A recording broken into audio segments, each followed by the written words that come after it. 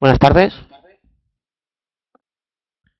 mi nombre es José Hernández de la empresa Istari y somos partner de DataStash Cassandra.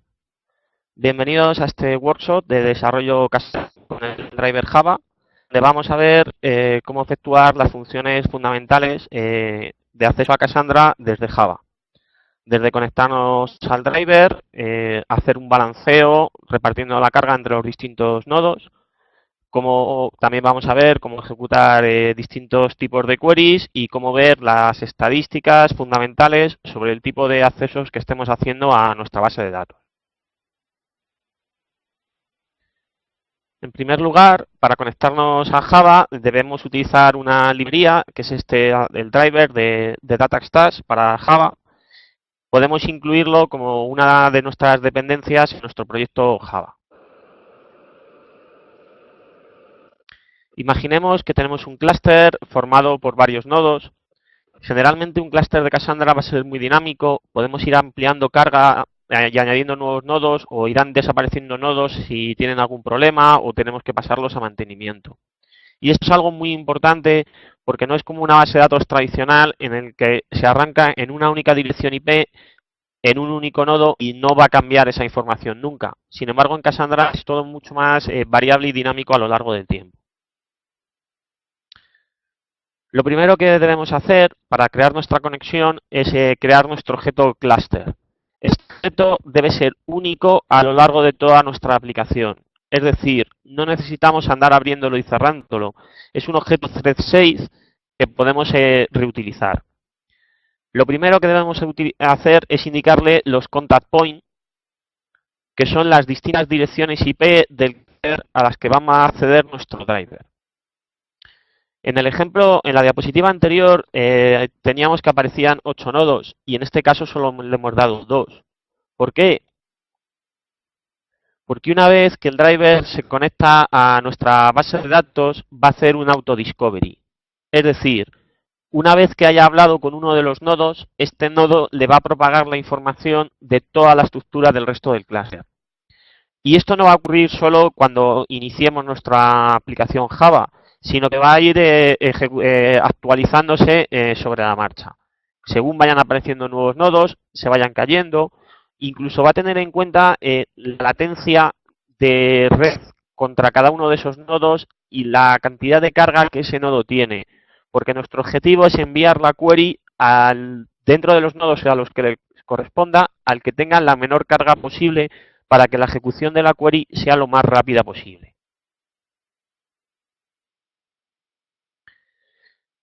Para poder desconectarnos de nuestro clúster debemos utilizar esta función, la función close, y este objeto ya no podrá volver a ser utilizado. No hay posibilidad de volver a iniciarlo. Tendríamos que construir otro objeto clúster nuevo completamente distinto.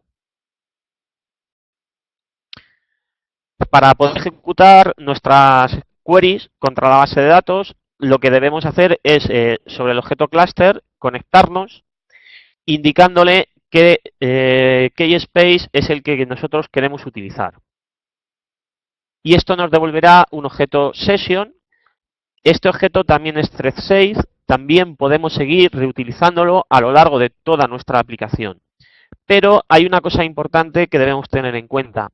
Este objeto sesión está conectado a un keyspace. El keyspace es el equivalente en Cassandra a lo que sería un esquema o una base de datos en Oracle. Entonces este objeto sesión solo va a poder ejecutar queries contra el keyspace webinar. No va a poder ejecutar contra ningún otro keyspace. Si nuestra aplicación tuviera varios keyspace, aquí sí que tendríamos que utilizar varios sesión distintos. Una vez que nos hemos conectado, podemos ejecutar tanto comandos de tipo Data Definition Language, es decir, podemos crear una tabla, modificarla, crear un keyspace, crear un índice secundario, lo que necesitemos. También podemos ejecutar comandos de tipo Data Modification Language, que serían un insert, un update, un delete, un select, y utilizando la misma sintaxis que teníamos en el CQL. A continuación, vamos a ejecutar una query contra nuestra base de datos. Para ello, tenemos la función execute sobre nuestra session. Le indicamos el Cassandra Query Language de nuestra consulta, es decir, queremos obtener todos los usuarios de la base de datos. Y esto nos va a devolver un objeto de tipo ResultSet. Como veis, la sintaxis que utiliza es muy parecida a la que solemos utilizar en Java cuando accedemos a una base de datos utilizando JDBC. Era una de los requisitos que se tuvo a la hora de diseñar este driver. Una vez que hemos obtenido las distintas filas de nuestro con nuestros registros, podemos pasar a recorrerlas. Y para ello vamos a utilizar un for each, un bucle. Entonces lo que le vamos a decir es que sobre nuestros objetos, nuestro conjunto de resultados va a iterar guardándonos la información en objetos de tipo row. A continuación, si lo que queremos es mostrar el valor de algún campo en concreto, sobre ese objeto de tipo row le podemos pedir el campo que nosotros queramos. Por ejemplo, el ID o, por ejemplo, el nombre. Siempre indicando el tipo de dato que había en esa columna. Tenemos un getUID y para el campo ID, que es de tipo UID, y un getString para la cadena de texto de nuestro campo nombre.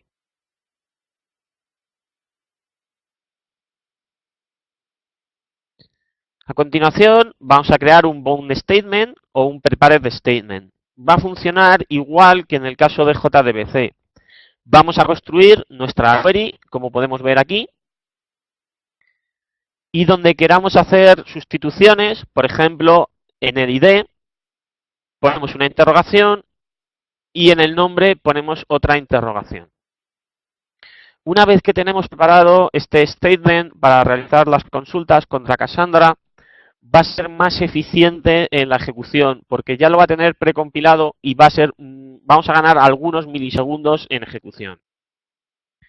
Si a continuación queremos ejecutarlo, sobre nuestro objeto session podemos hacer un execute y lo que debemos hacer es pasarle los campos, tanto el ID como el nombre, en el mismo orden en el cual hemos incluido las interrogaciones. Es decir, primero tenemos el campo con ID y a continuación el campo con nombre.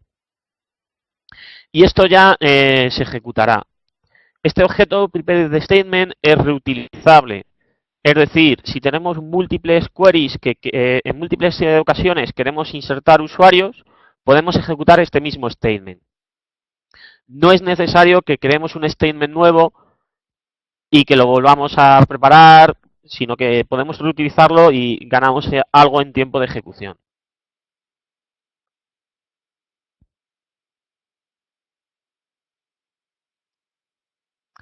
A continuación, imaginemos que para componer nuestra página web, nuestro procedimiento o lo que necesitemos, debemos ejecutar varias queries contra la base de datos. 3 o 4 select, insert o lo que sea. Vemos en el caso que ejecutamos el primer insert, debemos esperar a que retorne. Ejecutamos el segundo y debemos esperar a que retorne para poder ejecutar el tercero. Y tenemos aquí cuál es el tiempo total de ejecución para esas tres queries. El driver Java de Cassandra nos va a permitir ejecutar queries de forma asíncrona. Lo que vamos a hacer es lanzar todas las queries en paralelo contra la base de datos y vamos a ponernos a la espera, esperando a que todas hayan terminado. De tal manera, llegamos al siguiente esquema. Vemos que lanzamos las tres, una a continuación de la otra, y esperamos. Y vemos como el tiempo de ejecución total es mucho inferior en este caso que en el anterior. ¿Por qué? Porque estas queries se han estado ejecutando en paralelo. En el caso de Cassandra ganamos más aún, porque tenemos un clúster y es posible que si lanzamos 5 queries, cada una se ejecute en un nodo distinto, con lo cual ganaríamos muchísimo en paralelismo. A continuación, vamos a ver cómo poder hacer esto desde nuestro driver de Java. Sobre nuestro objeto session, vamos a pedir una ejecución, como hacíamos antes. La diferencia es que ahora le estamos diciendo que esa ejecución es asíncrona, con la función executeAsync. Y aquí indicaríamos nuestra query. Esto nos va a devolver un objeto resultSet con el cual poder acceder a los resultados. Pero fijaros que en este caso es un resultSet future. Es decir, es un resultSet que en este instante no tiene la información, sino que en algún momento en el futuro la tendrá. Lo que debemos hacer entonces es lanzar nuestras queries y ponernos a la espera de la primera que necesitemos que termine. Y aquí vemos cómo podemos hacer esto. Con esta función le estamos diciendo que en este instante ya sí que necesitamos el resultado de la primera query y que hasta que no se ejecute no vamos a continuar adelante. Con esto, como veis, estamos consiguiendo que estas queries se ejecuten en paralelo y estamos ganando en velocidad de ejecución. Si tuviéramos el requisito de que alguna de estas queries tuviera un tiempo máximo de ejecución, se lo podemos indicar. En este caso, le estamos diciendo que esta query tiene un tiempo máximo de 1 segundo. Si esta query no se hubiera ejecutado en 1 segundo, saltaría una excepción Java que nosotros ya capturaríamos y nuestro código podría ya operar en consecuencia a que se ha producido este hecho. Es decir, a que esta query no hemos sido capaz, Cassandra no ha sido capaz de ejecutarlo en 1 segundo por el motivo que haya sido.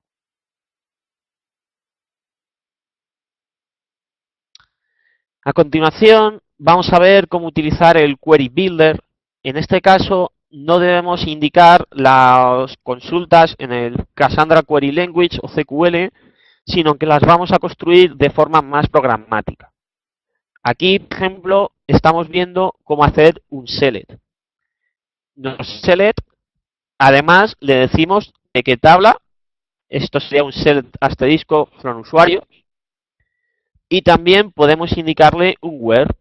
En este caso, le estamos diciendo que el campo ID tiene que ser igual a un determinado valor.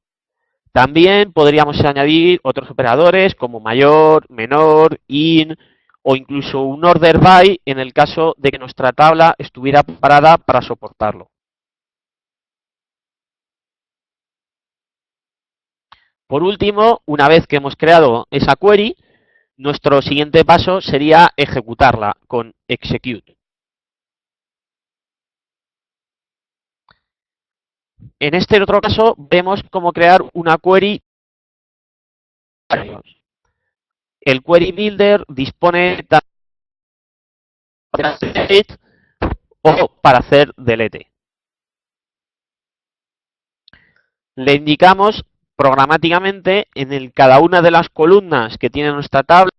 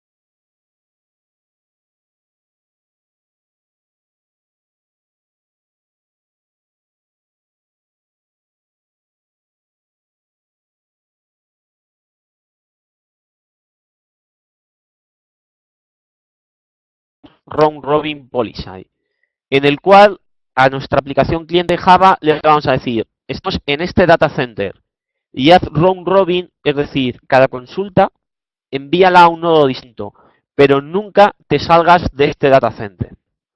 De esta manera vamos a evitar latencias de red innecesarias saltando entre continentes. Tenemos esta otra política, el token aware, que lo que nos va a detectar cuál es el token de nuestra query, de nuestro insert, de nuestro update o de nuestro select, conoce la topología, cómo está construido el clúster y sabe cuál es el nodo en el cual es más favorable realizar esa query. A continuación vamos a ver cómo poder seleccionar esta política de balanceo. Esta política de balanceo la vamos a poder seleccionar cuando creemos el objeto clúster.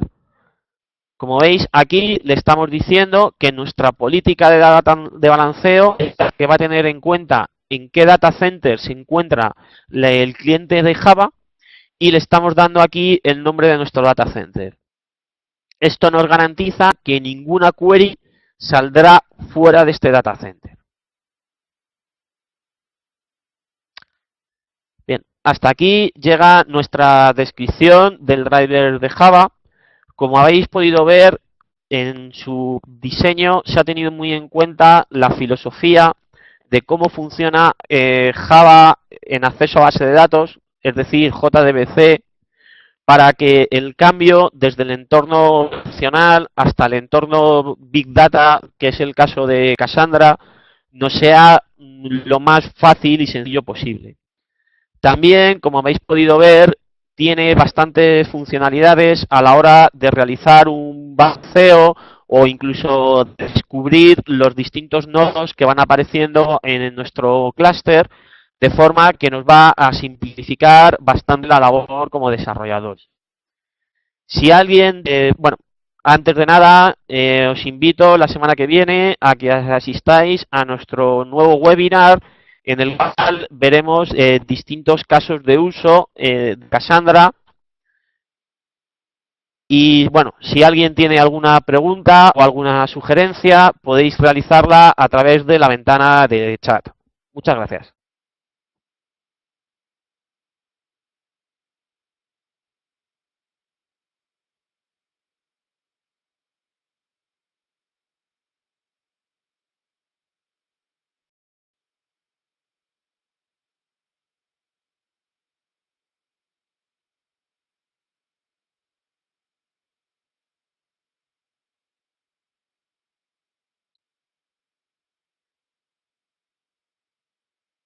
Bien,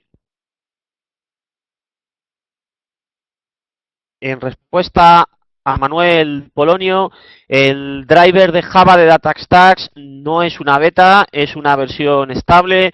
No sabrías decirte exactamente cuándo salió beta, creo que hace más de un año puede ser, no te lo puedo decir.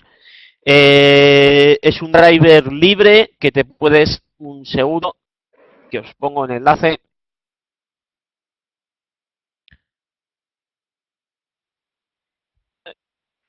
Ahí tenéis el enlace para poder descargaros los distintos drivers de DataStax. Todos son libres, no es necesario ningún tipo de licencia para utilizarlo. Tenemos driver de Java, de C#, tenemos el driver de Python, incluso tendremos se dispone de un driver ODBC para usar con Apache Hip. Existe también un driver de C++, pero ese sí que se encuentra a día de hoy en fase beta.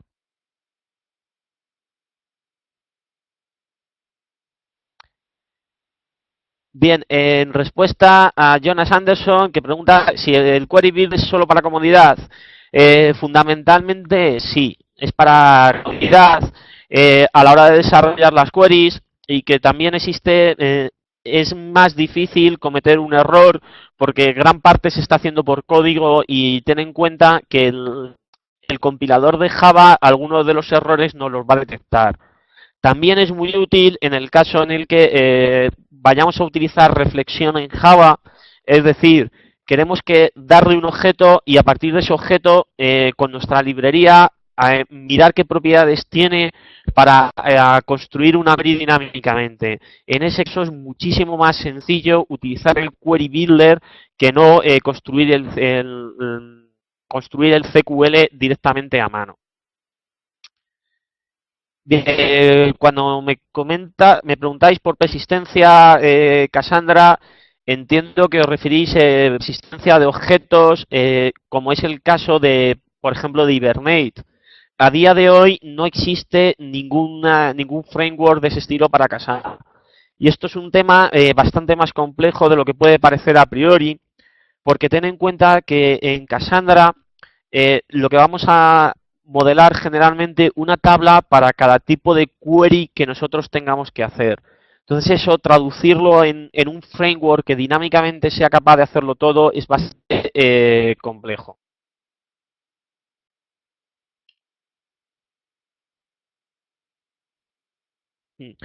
En el caso de Spring Data, no conozco exactamente el desarrollo que están haciendo para Cassandra, eh, pero diría que va destinado a integrarse con cómo lo realizan ellos, porque por ejemplo tienen una función muy interesante que es que yo hago una select y esa select se la paso a un interface que yo implemento y ese interface yo introduzco el código para pasar de ese objeto result set a una lista de objetos Java.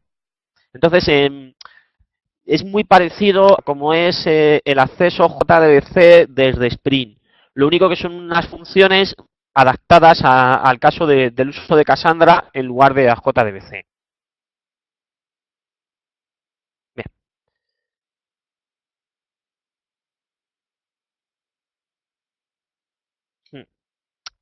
En el caso de Astyanax, la principal ventaja que tiene, bueno, no sé si sabéis que Astyanax fue desarrollado por Netflix. Netflix es uno de los mayores usuarios de Cassandra a día de hoy. Tiene más su clúster está compuesto de, creo que cerca de 300 nodos, con más de 400 terabytes de información.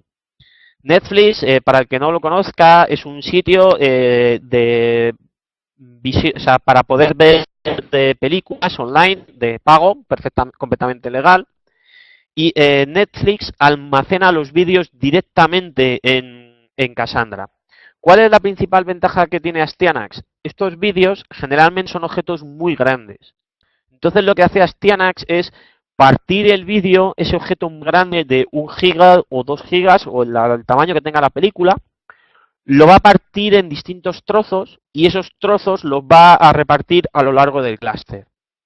De tal manera que y muchos usuarios están viendo la misma película porque es nueva, se acaba de publicar en Netflix, no va a suponer un cuello de botella porque cada usuario va a estar leyendo su trocito de una parte del clúster distinta. ¿Vale? Entonces, en el caso del driver de DataStax, bueno, la parte de tracing obviamente sí es una ventaja, pero desde la consola, desde de CQL, sí que puedes hacer tracing de las queries más problemáticas o que estén teniendo un rendimiento más bajo. Las principales ventajas que yo veo desde mi punto de vista son dos. Por un lado, este dinamismo a la hora de descubrir el clúster, de seleccionar las políticas de balanceo, que es bastante más avanzado que en otros drivers. Y por otra parte, el permitir las queries asíncronas. Tener en cuenta, como he dicho, que en el caso del clúster de Cassandra tenemos múltiplos simultáneamente y estas queries asíncronas va a ser muy difícil que dos queries se ejecuten en el mismo nodo, con lo cual en paralelismo podemos ganar muchísimo en tiempo de respuesta. Hace unos años Google hizo un estudio y vieron que cuando tú haces una búsqueda, que la respuesta se retrasara una décima de segundo, suponía que había menos usuarios que iban a realizar búsquedas en Google, lo cual les suponía mucho dinero. Entonces, estas queries asíncronas son las que nos van a permitir ir a buscar los tiempos de respuesta más rápidos posibles.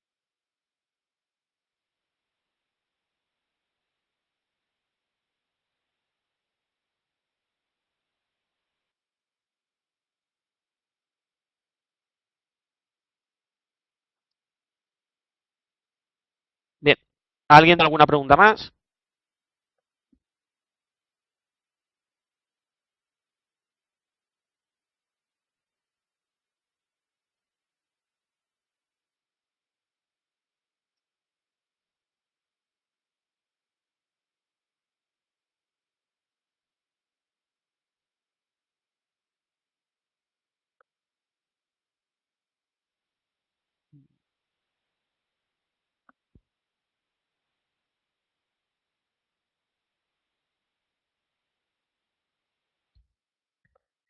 Respecto al policy del balanceo, una vez que hemos creado el objeto cluster, ya no podemos modificarlo.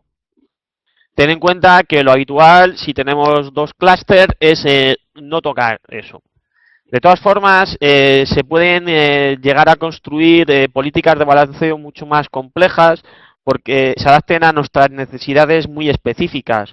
Ten en cuenta que esto, el Policy Balancer, no es nada más que un interface que podemos ir a nuestra clase que tenga en cuenta más detalles de nuestro entorno, más detalles sobre nuestras políticas de qué hacer cuando se cae un nodo o cuando no podemos acceder a un nodo.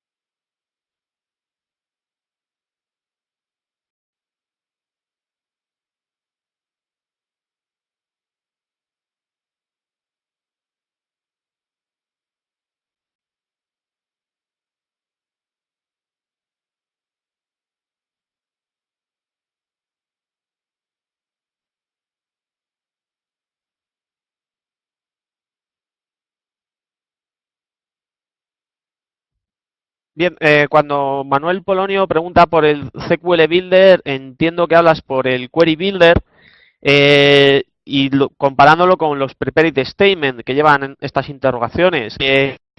Digamos que son distintas aproximaciones. Realmente, cuando un segundo, que recupero aquí. Son distintas aproximaciones. Realmente, en este caso, utilizando el Query Builder, no necesito un Prepared Statement. ¿Por qué? Porque aquí ya le estoy diciendo que lo que sustituyo es el campo ID. Entonces, son distintas aproximaciones. No podemos mezclar las dos. No hay necesidad de utilizar las interrogaciones en el caso del Query Builder.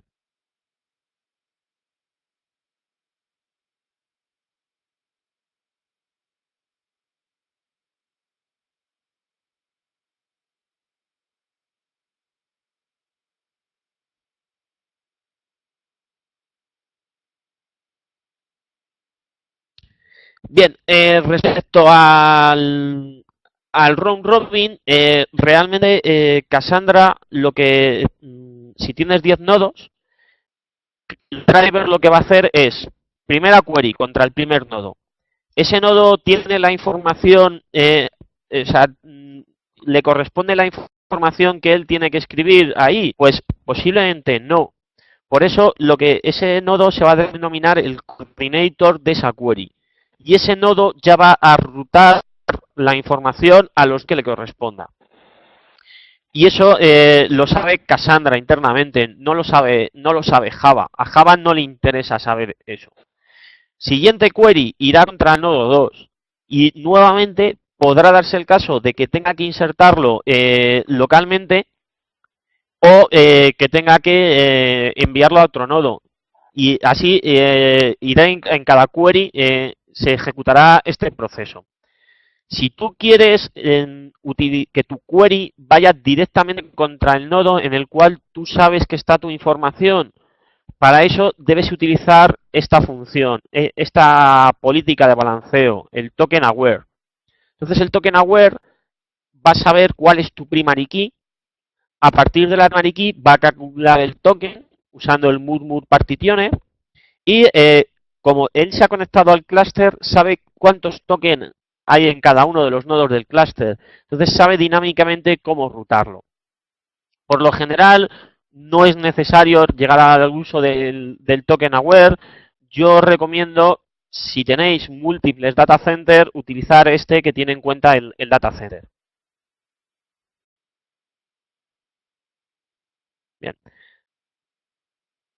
¿Alguna pregunta más?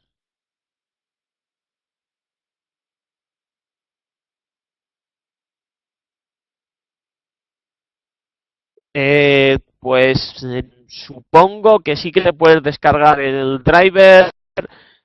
Un segundo, estás. Sí, sí que puedes bajarlo. Yo personalmente siempre lo incluyo en Maven, o aunque sea un repositorio local de Maven, porque proyectos de una mínima entidad es lo más cómodo para mantener la gestión del proyecto y de las dependencias centralizada y bajo control.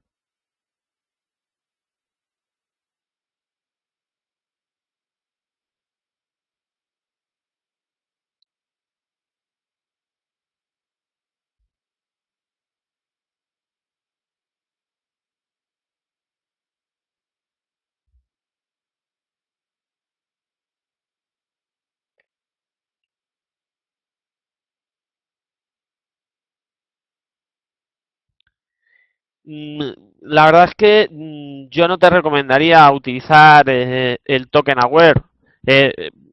Yo prefiero utilizar el que depende del data center fundamentalmente porque es el que más beneficios te va a reportar porque estás evitando la latencia excesiva saltando de un data center a otro. También ten en cuenta que los tokens, si utilizas el token aware, eh, cada rango de token le corresponde de forma primaria a un único nodo. Aunque tú tengas replicación 3, un rango, el primario es un único nodo. Y es al que por defecto va a ir el driver de Java. Entonces, el round robin es el que viene por defecto porque es el más utilizado. El siguiente, el de Data Center, yo es el que te recomendaría y ahora mismo no se me ocurre ningún caso en el que el token aware sea el más interesante o el más recomendado.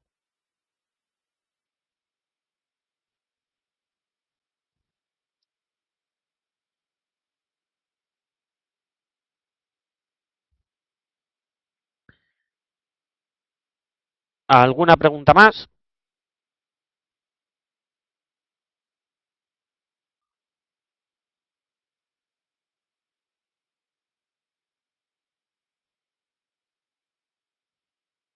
Con esto damos por terminado nuestro workshop de desarrollo Cassandra con el driver Java. Muchísimas gracias por asistir y os invito a que os unáis la semana que viene al webinar sobre casos de uso con Cassandra.